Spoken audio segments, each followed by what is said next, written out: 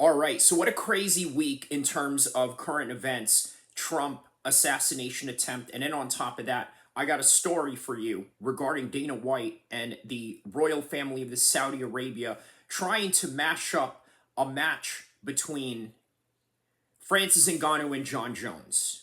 Now, I made a video about this. You're going to see it on the comment section or the description section below, and you can watch that and see how all of that correlates to what is going on right now. Before I talk about John Jones and Francis Ngannou having a super fight sponsored by the Saudis with the blessings of Dana White, I want to talk to you about the Don't Unfriend Me show again, because they've mentioned me again, and this time not in a negative way or anything like that, more as a matter of fact type of way. But I'm also going to show you a certain pattern that sort of goes into the host of the Don't Unfriend Me show and um, the type of conflict that he's got going on with a former host of his, who, by the way, his name is Mike Martinez, or at least I believe that was the guy that supposedly had been talked about in this particular audio that I'm about to play to you. But nonetheless, we're going to address it. We're going to talk about it. And I did message Mike. He did say that it wasn't him, but who knows, right? Obviously, he's just trying to save face, perhaps, but here it goes. Beach, Delaware. You heard the question about whether or not he thought it was an assassination attempt. So, right now, what is going on? Hi, Mike. So, what is going on right now is that this was filmed during, or a live stream during the time of when Trump had been hit, right? So, I did a live stream as well. By the way, ironically, I called it Shots Fired by Trump. That's quite ironic. He names it the same title. He does 5 hours on that stream. I do 5 hours on the stream, which is 7 minutes in of time difference. He did 5 hours and 9 minutes. I did 5 hours and 2 minutes. But anyways, it was Saturday night where all of this was going down.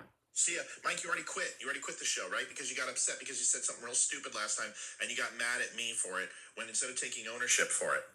Mike, I've treated you with respect. I treated you absolutely with the utmost respect. And then you decided to shit on me and send a message to one of my moderators at how you're mad at me. So here we go again. The problem with this is within the moderators and what other people are saying to his moderators. I've had conversations with a lot of his moderators. I'm still Facebook friends with some of his moderators in his show.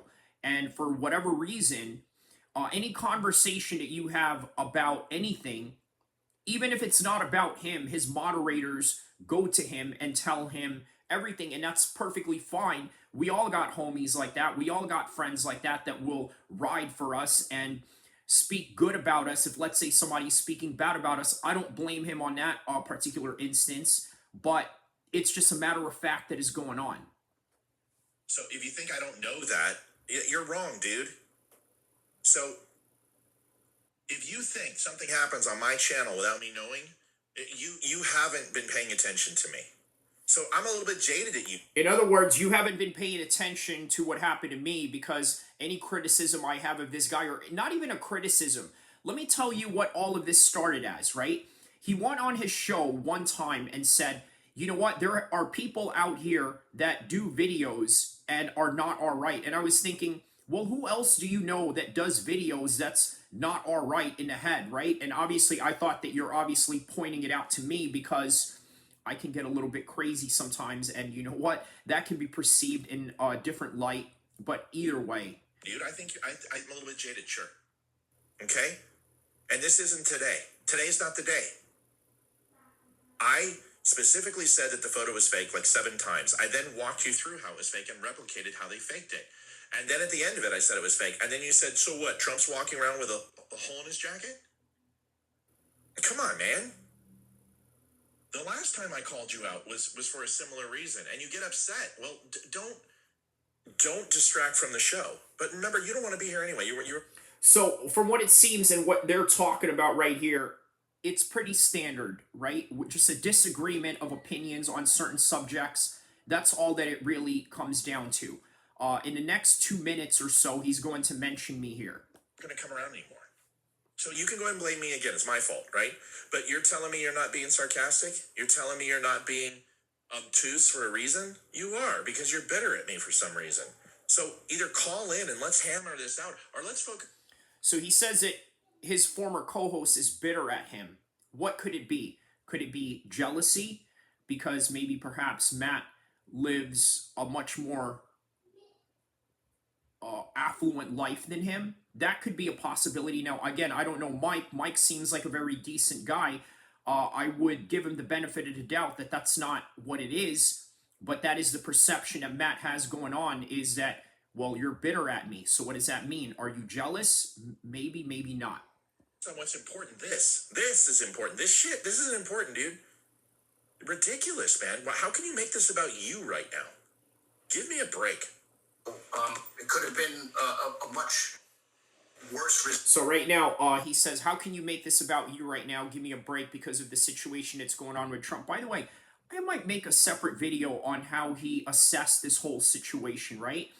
Because the way that I see it, he was very emotional, which, by the way, I think is a factor into this whole entire beef that we got going on, because he jumped into conclusions about my intentions and what I meant to say and made it into something else that it clearly wasn't, at least from my own account. A little bit of a difference in his own opinion and his own account, nonetheless. Especially in such a crowd where other people could have been injured. People are asking a question and saying, well, why is Biden talking clear? Okay.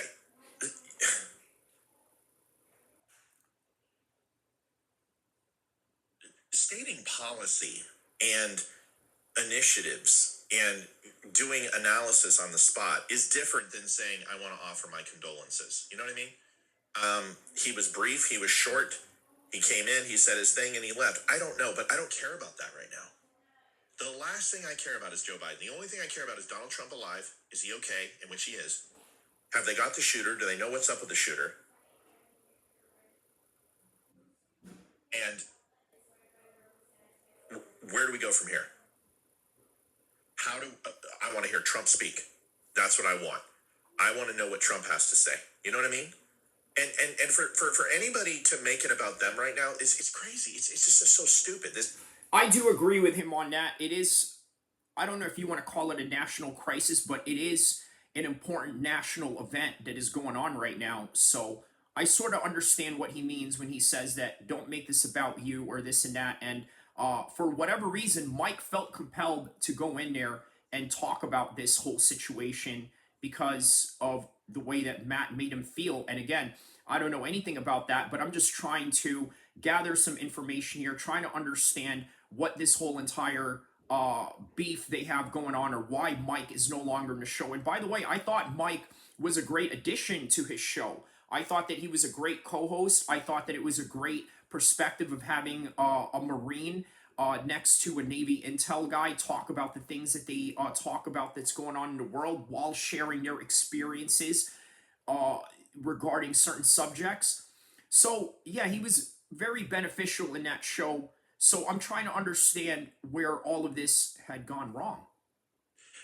Nobody should be talking about. I haven't asked for donations once tonight. Okay, it's Saturday. It's off. I was playing my video game. My wife was looking sexy upstairs. We were about ready to go down and play some Rock Band with a kid. And again, more about throwing his wife into the whole entire show. And again, different strokes for different folks. But all I'm saying is that you've brought your wife into the show several times only to be verbally harassed by other people that have gone way harder on you than I ever could have ever gone harder on you, and with good reason, because, well, let's just say there's certain limits that I'm not going to touch, and I'm going to live by those principles nonetheless. And in the next coming seconds, he's going to mention me here. Okay? And we're here with you. Again, this is our, number 45 for us this week, plus all the other work we do. We don't care. We don't care about any of that. Okay, Mike says, I was trying to understand, you're distracting. No, I'm asking a question, I understand what you're saying. I'm not making it about me asking a question, trying to understand. Sorry about that. Mike, it's not that. It's that, why are you pissed off at me to begin with? You shouldn't be. What he doesn't understand is that there is a reason why Mike is pissed at him, and Mike is going to reference the fact that he doesn't like the way that he talks to him in the show. And by the way, here's something that Matt has to understand. He's very demeaning. That's just the way that he is. I understand military culture in a sense where, okay, we got to get things done, we got to get things moving, or this and that. So we have to talk a certain way, or we have to be abrasive, or we just have to sometimes be out flat rude. I understand. I sort of understand that, but at the same time, it's like you're in the civilian world now. You don't need to operate in that kind of way. But once again, a lot of dudes who are dickheads in the military, or dickheads even outside of the military, will constantly use that excuse as to why they have very undesirable personalities and why certain people don't want to be around them. And I'm only giving you a pattern of what I'm noticing here. I actually like you a lot, dude. And it's like Speaker Mike Johnson in the house. You're a part of the dumb team. Everyone loves you. And then you start sending my mods shit about me, and it's just as bad as Kyrie and anyone else. I'm here. Tell me. Matt, I don't like the way you talk to me on the show. Okay? What was it that bothered you? It was A, B, and C. Okay, well, let me tell you what bothered me. All right. Well, what do you think? Can you live with that? I can. Can you live with it, Matt? I can. All right, good. Let's cross swords and touch tips and move on. But not if you go ahead and talk shit behind my back and get all butthurt. This is the second person this week who's done it to me. And I got a long-ass email from one of them, and I'm disseminating it, and I've got to try to be the bigger person. But that's not the way I work anymore. If you cut me, if you hurt me, we're gonna hear about it. And guess what? If you do the same thing to me, you talk about me or this and that, you're going to hear about it. And this is why I'm talking about it. That's why he mentioned me. The email that he's talking about disseminating what I said to him, I'll read to you right now exactly what I had wrote to him right here, so that you can sort of get in context of what I'm talking about right here. Hold on a second here. Spear. This is what I wrote. Okay. I wrote to him, I was like, listen, man, credit to showing some decency even when there are disagreements. Now, your wife talking all this goat comment, by the way, because it was a comment that she had said that was derogatory, trying to insinuate something about Muslims. I wrote, a little weird considering that's not even a close proximity of the kind of sexual deviance that's available in the Sacramento suburb urban area, meaning that goat effing is not exactly an option in a place where there are no farms where they raise goats to that certain extent. Again, trying to associate my religious beliefs into a culture I know nothing about. So in other words, I understand that that's what they do in Afghanistan, and there have been accounts with many U.S. soldiers and servicemen that have seen local Afghans do that. However, this is obviously an act of bestiality that is heavily condemned by all religious practices, especially in Islam. But I said to him, hey, according to you, your cultural lifestyle is superior because you think that I quote unquote hate a certain gender. Well, F my culture, right? Because that's what they literally said. So set beef aside, I asked him, how are the divorce rates going in the United States? Okay, you live your life like I'm going to live mine, and we both seem to be happy with it. But once again, not everyone who lives the same lifestyle as you is going to be lucky in terms of having a successful relationship. And that is all that I have to say about that particular subject. All I got to say is that this man really needs to learn how to communicate with people. He needs to have better communication skills, and not only that, better delivery and how he goes about things. And I think that's just sort of the problem that people like him really don't understand, is the delivery. Now, again, I'm not going to go and emphasize this even more. I got bigger and better subjects to talk about than this. But once again, I'm not a punk. You're not about to punk me. And anything that you say can and will be used against you in the court of Kyrie Abu El-Kheer MMA YouTube channel. Like and subscribe. So now that I've spent 15 minutes on this particular subject, I want to talk about Dana White, the Saudis, Francis Ngannou and John Jones. Now, how are we going to make this fight happen? As I've mentioned, that I made a video about this particular topic, and it is going to be on the description section below this video. You can check it out.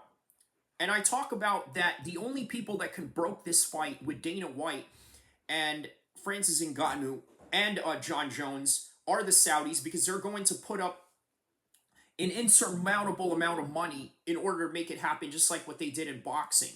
Now, the Saudis have a great relationship with Francis Ngannou. Obviously, they paid him very well for the Tyson Fury fight and for the Anthony Joshua fight, even though that he didn't do too well in that one.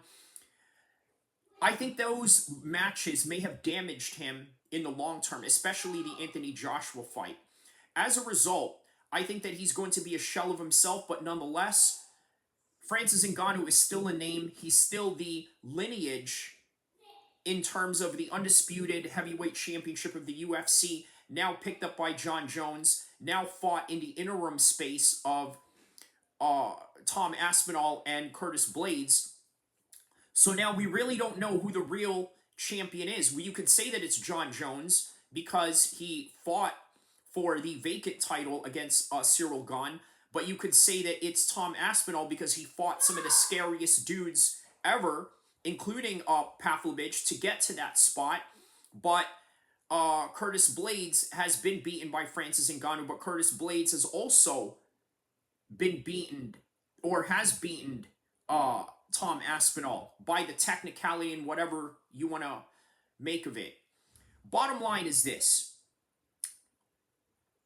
The UFC doesn't like to co-promote.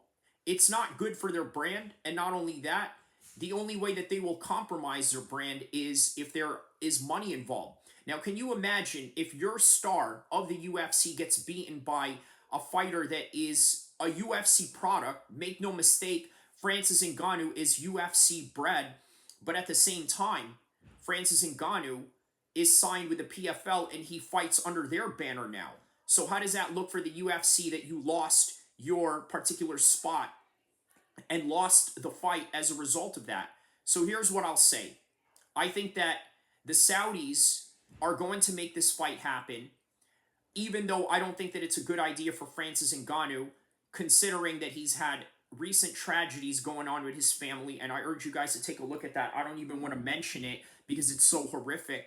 It has something to do with his kid, but nonetheless,